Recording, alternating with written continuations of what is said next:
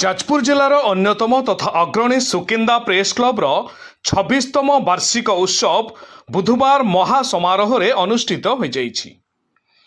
କ୍ଲବର ସଭାପତି ବରିଷ୍ଠ ସାମ୍ବାଦିକ ବିଶ୍ୱଜିତ ନାୟକଙ୍କ ଅଧ୍ୟକ୍ଷତାରେ ଅନୁଷ୍ଠିତ ଉକ୍ତ ଉତ୍ସବରେ ମୁଖ୍ୟ ଅତିଥି ଭାବେ ଟାଟା ଷ୍ଟିଲ୍ ଫେରୋ ଆଲାଇଜ୍ ଏବଂ ମିନେରାଲ ଡିଭିଜନର ଇଆଇସି ସୁଶାନ୍ତ କୁମାର ମିଶ୍ର ଯୋଗଦାନ କରି ସଂଘର ଏକତା ଓ ଭାଇଚାରାକୁ ପ୍ରଶଂସା କରିବା ସହ ଅଞ୍ଚଳର ବିକାଶରେ ସହଭାଗିତା ସାଜିଥିବାରୁ ସଂଘ ଅନ୍ୟମାନଙ୍କ ପାଇଁ ପ୍ରେରଣା ବୋଲି ମତବ୍ୟକ୍ତ କରିଥିଲେ।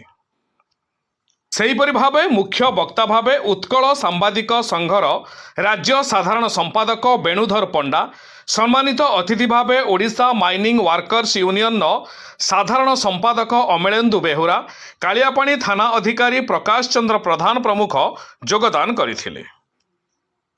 ଏହି ଅବସରରେ ବିଭିନ୍ନ କ୍ଷେତ୍ରରେ ଉଲ୍ଲେଖନୀୟ ଅବଦାନ ପାଇଁ ବହୁ ବ୍ୟକ୍ତିବିଶେଷ, ସାମ୍ବାଦିକ ସଂଘ, ଶିକ୍ଷୟିତ୍ରୀ, ମହିଳା ସ୍ୱୟଂ ସହାୟକ ଗୋଷ୍ଠୀ, ମହାବିଦ୍ୟାଳୟର ଛାତ୍ରୀ, ବିଭିନ୍ନ ଖଣିର କର୍ତ୍ତୃପକ୍ଷଙ୍କୁ ସଂଘ ତରଫରୁ ସମ୍ବର୍ଦ୍ଧିତ କରାଯାଇଥିଲା। କାର୍ଯ୍ୟକ୍ରମ ଆରମ୍ଭରୁ ଆଖପାଖ ଅଞ୍ଚଳର ବହୁ ପ୍ରତିଭାବାନ କଳାକାରଙ୍କ ଦ୍ୱାରା ନୃତ୍ୟ ପରିବେଷଣ କରାଯାଇଥିଲା। କ୍ଲବର ସଂଗଠନ ସମ୍ପାଦକ ସତ୍ୟଜିତ ଦାସ ଅତିଥି ପରିଚୟ ପ୍ରଦାନ କରିଥିବା ବେଳେ ସାଧାରଣ ସମ୍ପାଦକ ନୀଳମାଧବ ନାୟକ ବାର୍ଷିକ ବିବରଣୀ ପାଠ କରିଥିଲେ। ବରିଷ୍ଠ ସଭ୍ୟ ମନୋରଞ୍ଜନ ନାୟକ ମଞ୍ଚ ପରିଚାଳନା କରିଥିବା ବେଳେ ସମସ୍ତ ସଭ୍ୟ ଉପସ୍ଥିତ ରହି କାର୍ଯ୍ୟକ୍ରମ ପରିଚାଳନାରେ ସହଯୋଗ ପ୍ରଦାନ କରିଥିଲେ।